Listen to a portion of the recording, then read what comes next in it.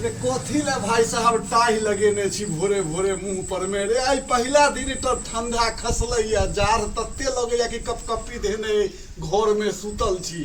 काल्हि धरि सब तरि सब फोन अबै छला कि एहि बेर मिथिला में की भ गेलै यौ अक्टूबर खत्म भ गेलै आ तैयो देखियो गर्मी से एकदम प्रचंड गर्मी पड़ि रहल छै मिथिला में उघारे देह आधा दिन लोग टहलै छलैया सब तरि जाड़ आबि गेल छलैया लेकिन मिथिला में सब दिस से फोन अबै छला कि केहन मौसम बनल छै की होबऽ वाला छै किछु नहि जानि पड़ै छला हमरा सबके अपने अजगुत बुझाइ छला लेकिन देख लियौ कहै छै लोक अरखस्सा बुढ़वा सब जे कहै छलखिन हैं कि जैसे बउआ मनुख में अरखस्सा अरवैधे कहै छै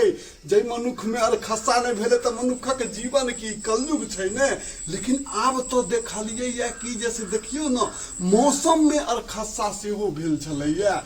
अरारि जे होइ छै से अरारि देखियो आब केहन भेल छै मौसमो के लागल छलैया जेना तेना बुझा रहल है देखियो ने जाड़ आबऽ के नाम लै छलैया ने गर्मी जाय के नाम लै छलैया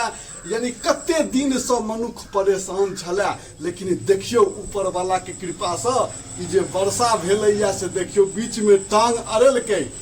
आ दुनू के जाड़ के गर्मी के अपन अपन रास्ता देखा देलकै आ देखियो हैया ठंडा पड़नाइ शुरू हो गेलै तो आब मौसम अनुकूल भेलै जेहन महीना रहै छै जे तिथि रहै छै ओही हिसाब से ने मौसम होबाक चाही तहने ने सृष्टि संतुलित एकदम रहतै नियमानुसार चलतै तो आब जाड़ पड़नाइ शुरू भ गेलै सब आदमी गरम कपड़ा निकालि लियो सब आदमी व्यवस्था बात में लाग जाओ उघारे आ आधा कपड़ा पहिर के नहीं निकल के छै नहीं तो अखन शुरुआत भेलैया ठंडा आई से आ खराबी करते